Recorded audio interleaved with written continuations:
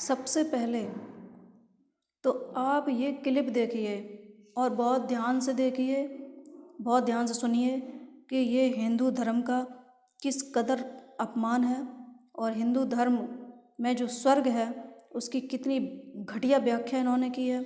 स्वर्ग की अप्सरा को क्या बोला है इसने, इस फिल्म वाली ने स्वर्ग की अप्सराओं को वैश्या से तुलना की है इन फिल्म वालों ने। जरा आप ध्यान से सुनिए और देखिए। अब आपसे मैं कहना चाहूँगी कि ये फिल्म वाले लोग सिर्फ एक एजेंडा चलाते हैं कि हिंदुओं को कैसे बदनाम करें, हिंदू संस्कृति का कैसे घोर अपमान करें, बस ये एजेंडा चलाते हैं। अगर इनको इतनी महिलाओं की चिंता हो तो कश्मीर की जो हिंदू महिलाएं थीं जिन्होंने भयंकर दर्द सहा, उन पर इन्होंने आज तक फिल्म बनाई? अरे जिन महिलाओं ने हलाला का दर्द हलाला सहा, जिन्होंने 3 तलाक सहा, जिन्होंने दहेज हिंसा सही, जिन्होंने बुंदेलखंड में पानी की समस्या से जो महिलाएं जूझती रहीं, हजार महिलाओं के हजारों परेशानियां हैं, उन पर इन्होंने कभी फिल्म बनाई? नहीं। इनको फिल्म बनानी है केवल हिंदुओं को बदनाम करने पर, इनको फिल्म बनानी है। इन्होंने जो स्वर्ग शब्द का यूज किया है अन्य धर्म ग्रंथों में, अन्य धर्म में स्वर्ग को कुछ और कहते हैं ना, इन्होंने वो शब्द यूज नहीं किया। स्वर्ग में अप्सरा शब्द यूज किया, अप्सरा को कुछ और कहते हैं ना किसी और में, वो शब्द इन्होंने यूज नहीं किया। यानी कि अन्य धर्मों का सम्मान करेंगे, केवल हिंदू धर्म का अपमान करेंगे। ये इन फिल्म वालों का एजेंडा है। हम तो कहते हैं बॉलीवुड वालों की फिल्में मत देखो, ज़्यादा हो साउथ की देखो, और जो कश्मीर पर जो फिल्म आ रही है ये देखो, और आप ज़रूर देखो। आप लोग जानते हो दुनिया का सबसे पुराना पैसा कौन सा है? वेश्याओं का। हमारे बिना तो स्वर्ग भी अधूरा है भाई, थोड़ी तो इज्जत देनी पड़ेगी, है कि नहीं? इन फिल्म वालों की सोच है ना, इनकी सोच में ही शौचालय है। अरे ओ फिल्म वालों, अति बुद्धिमान प्राणियों, पहले ये तो जान लो कि स्वर्ग क्या है, स्वर्ग का मतलब क्या है, अप्सरा का सही मतलब क्या है, सोमरस का क्या मतलब है, गोपी का क्या मतलब है। तो सुनो, गोपी का अर्थ है जो भगवान की निस्वार्थ अनंत भक्त हैं। और जब भगवान श्री कृष्ण जी ने महारास किया था तब उनकी उम्र भागवत पुराण के हिसाब से, भागवत पुराण के अनुसार 7 से 8 वर्ष थी। तो जरा पहले अपनी दिमाग की खिड़की खोल लो और जरा हिंदू धर्म ग्रंथों का अध्ययन करो, तब अपने बड़े महान वचन रखो अपनी फिल्मों में। आगे भी सुनो कि भगवत गीता के अनुसार जो प्राणी श्रेष्ठ कर्म करता है उसे देह त्याग के बाद पशु वगैरह अन्य नहीं बनना पड़ता, वह स्वर्ग में स्थान पाता है। स्वर्ग यानी दूसरा ग्रह, दूसरी व्यवस्था, जहाँ सब कुछ चैतन्य है, सब कुछ कल्पना से ज़्यादा सुंदर है। सुंदर से मतलब है जिनके कर्म सुंदर हैं, उनके सत्कर्मों का जो दिव्य तेज है, वहाँ पर जो स्त्रियाँ हैं वो अत्यंत रूपवान है, सत्य बोलने वाली हैं।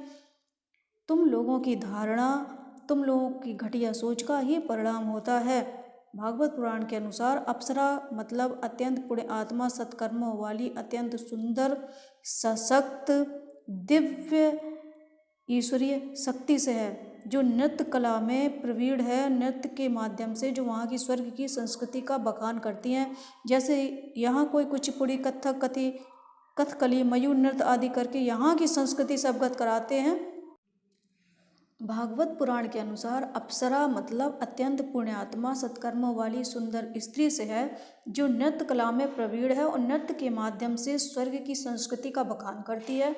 जैसे यहाँ कोई कुचिपुड़ी, कथक, कथकली, मयूर नृत्य आदि से यहाँ की संस्कृति से अवगत कराते हैं और भगवान की कथाओं का प्रचार प्रसार करते हैं। उसी तरह भागवत पुराण के अनुसार अप्सराओं का जन्म महर्षि कश्यप और उनकी दक्ष पुत्री मुनि से हुआ माना जाता है। कामदेव का मतलब जन्म देने की एक व्यवस्था से है, एक पद है, और रति से भी कई अप्सराओं की उत्पत्ति बताई गई है। अप्सराओं की उत्पत्ति के विषय में वर्णित है कि परमपिता ब्रह्मा जी ने इनकी भी उत्पत्ति की है, जिनमें से त्रिलोत्मा नामक अप्सरा प्रमुख अप्सरा है, प्रथम अप्सरा है। इसके अतिरिक्त कई अप्सराएं महान ऋषियों की पुत्रियां हैं। तो सोचो, महान ऋषि होते हैं, एक वैज्ञानिक, और वैज्ञानिक की पुत्रियां हैं जो अप्सराएं हैं। तो आप जरा सोचो कि ऋषियों की जो पुत्रियां हैं, क्या वो मतलब वैश्याएं होंगी? जरा इन घटिया फिल्म वालों से कोई पूछे, क्या समझ रखा है इन्होंने अप्सराओं को, जो कहते हैं स्वर्ग इनके बिना अधूरा है। अरे स्वर्ग छोड़ दो, तुम मत बोलो स्वर्ग के बारे में। अब इन फिल्म वालों ने राम तेरी गंगा मैली फिल्म बनाई। इनसे पूछो कि राम की गंगा, अरे भगवान शिव उनको धारण करते हैं, वो शिव जी की गंगा हैं। और मैली, अरे गंगा को कौन मैला करने का सामर्थ्य रखता है? देवता भी इसका सामर्थ्य नहीं रखते। नारायण के चरणों से निकली हमारी गंगा माँ। सुप्रीम कोर्ट ने भी उनको दिव्य बोला है, लिखित में कोई प्रमाणित नहीं कर पाया कि वो तीसरा तत्व कौन सा है जिससे उनका पानी में कभी कीड़े नहीं पड़ते। राम तेरी गंगा मैली। और किसी धर्म पे ऐसे बोल के दिखा दो, आप लोग फिल्म बना के दिखा दो। भारतीय हिंदू धर्म ग्रंथों में यक्ष, गंधर्व, किन्नर, अप्सराएं देवताओं की श्रेणी माने गए हैं। बता दें कि इंद्र मतलब इंद्र एक पद है, एक व्यवस्था का नाम है। जैसे प्रधानमंत्री एक पद है, इंद्र की सभा में अप्सराएं, किन्नर, गंधर्व नृत्य वादन के माध्यम से स्वर्ग आदि लोकों की दिव्य संस्कृति का वर्णन करते हैं। इंद्र ने 108 ऋचाओं मतलब श्लोक मतलब साधना, स्टडी, तप द्वारा अप्सराओं को प्रकट किया था, ये भी वर्णन मिलता है। वेद और पुराणों की गाथाओं में देवराज इंद्र के स्वर्ग में 11 अप्सराएं यानी प्रमुख दिव्य सौंदर्य शक्तियां मानी गई हैं, जिनमें अलग अलग मान्यताओं में अप्सराओं की संख्या 1008 तक भी बताई गई है। जिनमें प्रमुख हैं पुंजिक, स्थला, कृतस्थला, प्रमलोचा, अनुलोचा, पूर्जा, पूर्वचित्ता, अंबिका, अनुसमा, अनुसमलसा, अनावद्दा, अनुचना, अरुणा, असिता, बुधबुदा, अल, अमुषा, चंद्र, ज्योत्सना, देवी, गुणमुख्या, लता, लक्ष्मणा, मनोरमा, मरीचि, मिश्र, स्थला, मृगाक्षिनादि, नाभि, दर्शना, पूर्वचिट्टा, पुष्पदेहा, रचिता, ऋतुसला, सायजन्य, समीचि, सौरभेदी, शारद्वती, सुचिता, सौमी, सुबाहु, सुगंधा, सुप्रीता, सुरजा, सुलसा, सुराता, उमलोचा, शशि, कांचन माला, कुंडला, हारणी, रत्नमाला, भूषणी, धृताची, जो कि कश्यप ऋषि और प्राधा की पुत्री थी। इसके अलावा भगवान श्री हरि विष्णु जी ने भी अप्सरा का रूप धारण किया है। इसके अलावा भगवान श्री हरि विष्णु जी ने भी विश्व मोहिनी अप्सरा अवतार धारण किया था, जिसमें उन्होंने धर्म और सत्य की स्थापना के लिए सागर मंथन के बाद अमृत कलश को अपने सुंदर हाथों से समस्त देवताओं को पिला दिया था। तो अब सोचो, भगवान श्री हरि विष्णु का मोहिनी अवतार, मोहिनी अप्सरा अवतार का मतलब सिर्फ लोक कल्याण था, जन कल्याण था, धर्म की स्थापना थी, ना कि वैश्यावृत्ति करना था, जो कि जे लोग साबित करने पे तुले हुए हैं फिल्म वाले। बात सिर्फ इतनी है कि एक समय ऐसा था जब भारत में आक्रांताएं आए और इन आक्रांताओं ने हमारी संस्कृति से खिलवाड़ किया। हमारे धर्म ग्रंथों पर इन्होंने अपना शिकंजा कसा और धर्म ग्रंथों को जितना हो सका उतना अशुद्ध अपवित्र करने में इन्होंने कोई कोर कसर नहीं छोड़ी। और रही बची कसर, टीवी और फिल्मों वालों ने पूरी कर दी और हम लोग देखते रहते हैं, क्या करें। अब बात करते हैं सोमरस की। तो अरे महान लोगों, सोमरस का मतलब होता है, सोम माने चंद्रमा, चंद्रमा पर जो पेय पदार्थ है, चंद्रमा का जो औषधि युक्त जल है वो है सोमरस। सोमरस शराब कैसे हो सकता है? शराब तो पृथ्वी पर चलती है ना, तो वो दूसरे ग्रह पे कैसे चलेगी?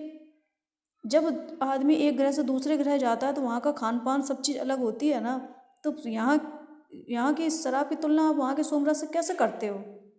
और इंद्र की सभा का मतलब क्या तुम ये समझते हो वहाँ इंद्र दारू पी के पड़े होंगे? अरे वहाँ दारू क्यों चलेगी भाई? वहाँ तो भगवान का भजन चलता है, भगवान की भक्ति का नशा है, वहाँ किसी नशे की आवश्यकता ही नहीं है।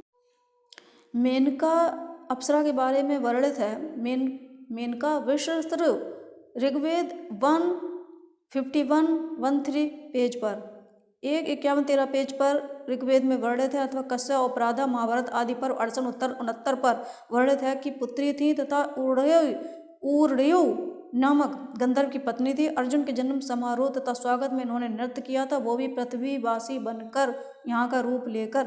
और मेनका जब धरती पर आई थी तो इन्होंने अपने सुंदर गायन से ऋषि विश्वामित्र जी की तपस्या को भंग कर दिया था और कहा कि अभी आपका मन पूरी तरह भगवान में स्थिर नहीं है, आप परीक्षा में असफल हुए हैं। तो ऋषि ने विनम्रता पूर्वक कहा था, कोई बात नहीं, आप दूसरे ग्रह से मेरी अतिथि हैं, पृथ्वी के पदार्थों का सेवन कर सकेंगी? तो बोली कि इस रूप में तो नहीं कर सकूंगी। तब ऋषि विश्वामित्र जी ने अपनी बड़ी सी कढ़ाई में शुद्ध घी गर्म करवाया था और उस शुद्ध घी की सुगंध उनको समर्पित की थी। इसी शुद्ध घी की सुगंध से वह तृप्त हो गई थी और ऋषि की बुद्धिमत्ता देखकर वह बहुत प्रभावित हुई और बोली, हे ऋषिवर, आप तो अत्यंत ज्ञानी हैं, मुझे आपकी तपस्या यूँ भंग नहीं करनी चाहिए थी। बाद में वह धरती पर इंसान रूप में अवतरित हुई, तब ऋषि की पत्नी बनी थी। डायरेक्ट नहीं, दूसरे ग्रह के लोगों का तेज और प्रताप इतना महान होता है। जो संजय और अर्जुन ने जो भगवान के दर्शन किए थे वो भी दिव्य दृष्टि से किए थे। जब हम उनको देख नहीं सकते तो उनसे क्या ये शादी बारात ये सब कुछ कर सकते हैं जो कुछ लिखा गया है? जरा कोई सोचे, कल्पना करे, यहाँ का ग्रह का प्राणी वहाँ का ग्रह के प्राणी से ये सब हो सकता है जो लिखा गया है? जो इन लोगों ने ज़बरदस्ती ऐड कर दिया, हम लोगों के धर्म ग्रंथों को बर्बाद कर दिया। जो ये कर सके हैं उतनी बर्बादी ये कर चुके, अब इनकी चलेगी वैसे भी नहीं। आप लोग इनकी फिल्मों को देखा करें और अपनी टिप्पणी भी रखा करें। बता दें कि इन दिव्य अप्सराओं की साधना दुर्जट पर्वत शिखर पर होती है। एक माह पूर्ण जप करना पड़ता है और व्यक्ति वासना से मुक्त होकर इनकी पूजा पाठ करता है तो वो व्यक्ति निरोगी पूर्णायु चिरयौवन प्राप्त करता है। इनकी साधना नदी किनारे व पहाड़ों पर करने का विधान है। यदि घर के एकांत में भी करेंगे तो पूरा फल मिलता है। अप्सराओं का मंत्र इस तरह जपना है। ओम श्री शशि देव्यम अगच्छ गच्छ स्वाहा, ओम रंभे अगच्छ गच्छ स्वाहा, ओम हुम हुम लीलावती कामेश्वरी अप्सरा प्रत्यक्ष सिद्धि, ओम ओम ओम फट। तो जब आप फट बोलते हो, स्वाहा बोलते हो तो ये तब बोले जब यज्ञ करें। ओम नमः नमः नमः वाले जब मंत्र पढ़ते हैं तब आप जाप कर सकते हैं उससे। ओम रंभे अप्सराय नमः, इस तरह। और जब सब जप हो जाए तो उसके बाद कहना है ओम अप्सरा समर्पयामि अस्तु बोलकर हाथ जोड़ लें। सिद्धि के लिए पूर्णिमा, अमावस्या, चंद्र और सूर्य ग्रहण का ये सही समय माने गए हैं। और वही बॉलीवुड वालों, तुम लोगों को भगवान ने इतना टैलेंट दिया है तो इसका प्रयोग आप सकारात्मक फिल्में बनाकर क्यों नहीं करते? आप देखो गंगूबाई, ये फिल्म जो आई है इस पर छोटी छोटी बच्चियां इंस्टाग्राम पे गंगूबाई बनी घूम रही हैं और अपनी माता से कह रही हैं वो को गंगूबाई बनना है बड़े होकर। अब जरा सोचो गंगूबाई कौन थी हैं? उनको अब उनके माता पिता भी हिम्मत करके ये नहीं बता पा रहे हैं कि वो तो सेक्स वर्कर थी। अब वो बच्चियाँ वही सफ़ेद साड़ी पहने बड़ी सी बिंदी लगा के इंस्टाग्राम पे फ़ोटो बना रही हैं को मुझको बनना है। अब माता पिता उनको समझा नहीं पा रहे। तुम लोगों ने इतनी संस्कृति का पतन किया है, भारत का नमक खाते हो, भारत की संस्कृति के साथ गद्दारी करते हो। छोटे छोटे बच्चों को तुम क्या शिक्षा दे रहे हो? तुमको क्या बनना चाहिए? यही अगर अच्छी फिल्में बनाओ, जैसे कि जो लड़की महिलाएं अपने हक के लिए लड़ी हैं, 3 तलाक के लिए लड़ी हैं, दहेज के लिए लड़ी हैं, लाल के लिए लड़ी हैं, पानी की समस्या के लिए लड़ी हैं, सम्मान के लिए लड़ी हैं, स्वाभिमान के लिए लड़ी हैं, भारत की आज़ादी के लिए लड़ी हैं। अरे ऐसी महान महिलाओं पर फिल्में क्यों नहीं बनाते तुम लोग, जिनसे ये लोग शिक्षित हो जाएं? अपनी फौज में देखो कितनी कितनी महिलाओं को चक्र मिले हैं, वीर चक्र, परम चक्र, उन पर फिल्में क्यों नहीं बनाते आप लोग? तो यहाँ की जो बच्चियाँ हैं, महिलाएँ हैं, हम सब हैं और आपसे प्रेरित हो जाएं हम, और छोटे बच्चे भी कहें कि हम ये बनना चाहते हैं। आप इस ओर क्यों नहीं ध्यान देते हो? जरा हिंदू धर्म ग्रंथों का जरा अपने इतिहास का सही अध्ययन करो, फिर फिल्में बनाओ। जरा शर्म करो, भारत में ही रहते हो, भारत की संस्कृति का अपमान करते हो। तुम किस तरह के प्राणी हो? कृपया मनुष्य बनो, मनुर्भव। जय हिंद, वंदे मातरम।